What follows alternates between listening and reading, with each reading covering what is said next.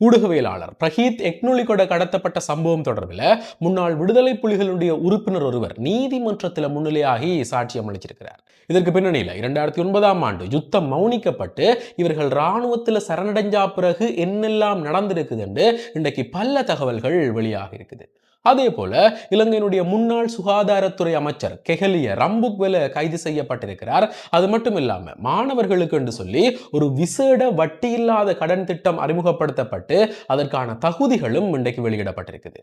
ஆக இவையெல்லாம் என்னன்ற பற்றியும் மேலும் பல முக்கியமான செய்திகளை பற்றியும் தான் இந்த காணொலியில விளக்கமா பார்க்க போறோம். என்ன விடயம் என்று சொன்னா, முதல்ல இந்த மாணவர்களுக்கான கடன் திட்டத்தை பற்றி பார்த்துட்டு இந்த செய்திகளுக்குள்ள போலாம். என்ன சொல்லப்பட்டிருக்குது என்று சொன்னா, மாணவர்களுக்காக ஒரு விசேட வட்டியில்லாத கடன் திட்டம் அறிமுகப்படுத்தப்பட்டு இப்ப அதற்கான விண்ணப்பங்கள் கோரப்பட்டிருக்குது. வருகிற செப்டம்பர் மாதம் 27ஆம் தேதி மட்டும் நாங்கள் இதற்கு விண்ணப்பிக்க முடியும்.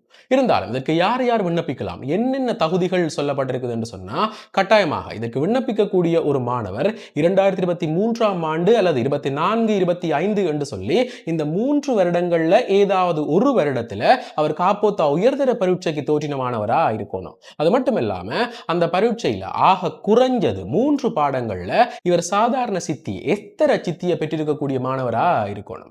அதே போல காப்போத்தா உயர்தர பரீட்சை இல்லாட்டிக்கு காப்போத்தா சாதாரண பரீட்சை ஏதாவது ஒரு பரீட்சையில இவர் ஆங்கில பாடத்துக்கு சாதாரண சித்தி எஸ் சித்தியை பெற்றிருக்கணும். அது மட்டும் இல்லாம ஜெனரல் எக்ஸாமில் ஆக குறைஞ்சது 30 புள்ளிகளையாவது பெற்றிருக்கணும். இது எல்லாமே கட்டாயமாக்கப்பட்டது என்று சொல்லப்பட்டிருக்குது.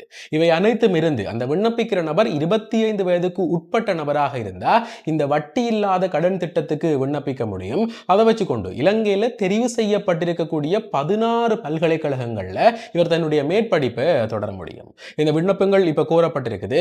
தயவு செய்து உங்களுடைய உறவினர்கள், நண்பர்கள், தெரிஞ்சவர்களுக்கு என்று சொல்லி அனைவருக்குமே இந்த விடயத்தை சொல்லிக் கொள்ளுங்க. அதுல யாரோ ஒருவருக்கு இது பிரயோசனமாக இருக்கு.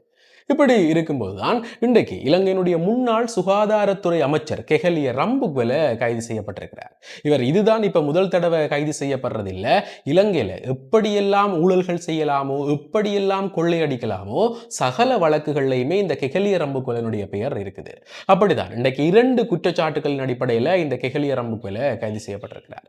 எப்படி என்று சொன்னா, முதலாவது இவர் பதவியில் இருந்த காலகட்டத்தில் தன்னுடைய அதிகாரத்தை பயன்படுத்தி கொண்டு ரூபவாகினி கூட்டு தாபனத்துக்கு நியமிக்கப்பட்ட வேலையாட்களை விட அதிகப்படியான உறுப்பினர்களை நியமித்ததாகவும் அதன் மூலமாக அரசு தரப்புக்கு நட்டம் ஏற்பட்டதாகவும் குற்றம் சாட்டப்பட்டிருக்கிறது. அதே போல குண்டகசாலையினுடைய தொல்பொருள் இடத்துல இருந்த சந்திரகலக்கல்ல இந்த கெஹலிய ரம்புக்வெல களவாடினதாகவும் குற்றம் சுமத்தப்பட்டிருக்கிறது. இந்த 2 குற்றச்சாட்டுகள் தொடர்பிலையும் இன்றைக்கு அவர் விசாரணைக்காக அழைக்கப்பட்டு அங்க வைத்தே இந்த கெஹலிய ரம்புக்வெல கைது செய்யப்பட்டிருக்கிறார். உண்மையிலேயே இலங்கையில பல குற்றச்சாட்டுகள் இந்த கெஹலிய ரம்புக்வெலவின் மேல இருக்குது. இந்த விசாரணைகள் எல்லாமே முடிவடையும் போது அவருக்கு எப்படியான தண்டனைகள் வழங்கப்பட போகுது என்றதை பொறுத்திருந்துதான் பார்க்கணும்.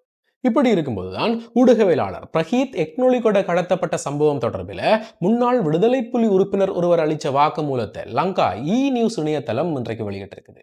இதுல என்ன சொல்லப்பட்டிருக்குது என்று சொன்னா, இந்த பிரஹீத் எக்னொலிகொட 2009ஆம் ஆண்டு முன்னாள் ஜனாதிபதி மஹிந்த ராஜபக்சவனுடைய ஆட்சி காலத்துல ஜூலை மாதம் 27ஆம் தேதி கடத்தப்பட்டிருக்கிறார்.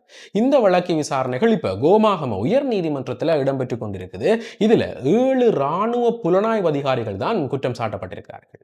இது தொடர்பில் கடந்த ஜூலை மாதம் 28ஆம் தேதி வழக்கு விசாரணைகள் இடம்பெறும் போது அதுல முன்னாள் விடுதலை புலி உறுப்பினர் சுரேஷ்குமார் என்று சொல்லப்படுகிற தவேந்திரன், இவரை பொதுவாக முரளி என்று சொல்வார்களாம். இவர் இந்த வழக்கு விசாரணைகள்ல 4வது சாட்சியாக பெயரிடப்பட்டிருக்கிறார். இவர் நீதிமன்றத்தில் முன்னிலையாகி சாட்சியம் வழங்கியிருக்கிறார். இதுல என்ன சொல்லியிருக்கிறார் என்று சொன்னா, தான் முன்னாள் விடுதலை புலி உறுப்பினர் என்றும் 2009ஆம் ஆண்டு இந்த யுத்தம் மௌனிக்கப்பட்ட பிறகு மனிதாபிமான அடிப்படையில் நான் இராணுவத்தில் சரணடைஞ்சான் என்றும் சொல்லியிருக்கிறார். இருந்தாலும் இவருக்கும் இந்த பிரஹீத் எக்னொலிகொடவுக்கும் இடையில் எப்படி தொடர்புகள் ஏற்பட்டிருக்குது என்று சொன்னா, 2001ஆம் ஆண்டு இந்த இராணுவத்துக்கும் விடுதலை புலிகளுக்கும் இடையில போர் நிறுத்தம் ஏற்பட்டிருந்த காலத்துல மன்னர் மடு ஆலயத்தில் வைத்துத்தான் தாங்கள் முதலாவதாக சந்தித்துக் கொண்டதாம். அங்க முன்னாள் நாடாளுமன்ற உறுப்பினர் செல்வம் அடைக்கலநாதன், அதே போல வைத்தியர் ஜலத் ஜெயவர்தன் ஆகியோர் இருந்ததாக சொல்லப்பட்டிருக்குது. இந்த சமயத்தில் செல்வம் அடைக்கலநாதன் தான் என்ன பிரஹீத் எக்னொலிகொடவுக்கு அறிமுகப்படுத்தினவர். அதற்கு பிறகு 2001ஆம் ஆண்டுல இருந்து 2004 சுனாமி ஏற்படும் மட்டுமே நாங்கள் இருவரும் தொடர்பில் இருந்த நாங்கள் என்று சொல்லியிருக்கிறார். இதற்கு பிறகு 2009ஆம் ஆண்டு யுத்தம் முடிந்து நாங்கள் இராணுவத்தில் சரணடைஞ்சா பிறகு எங்களை திருகோணமலை இராணுவ முகாமில் தடுத்து வைத்திருந்தவர்கள். கொஞ்ச காலம் அங்க வைத்திருந்து போட்டு அதற்கு பிறகு கிரித்தலை புலனாய்வு நிலையம் என்று சொல்லி இன்னும் ஒரு இடத்துக்கு எங்களை மாற்றியிருந்தவர்கள். அங்கதான் எங்களுக்கு கைகளுக்கு விலங்குகள் எல்லாமே இடப்பட்டது. அங்க வைத்து எங்களுடைய ஆவணங்கள் சரிபார்க்கப்படும் போது என்னட்ட இருந்த ஒரு டயரியில எனக்கு தெரிந்த தொலைபேசி இலக்கங்களை குறித்து வச்சிருந்த நான் அதற்குள்ள இந்த பிரஹீத் டெக்னாலஜிகளுடைய தொலைபேசி இலக்கமும் இருந்தது.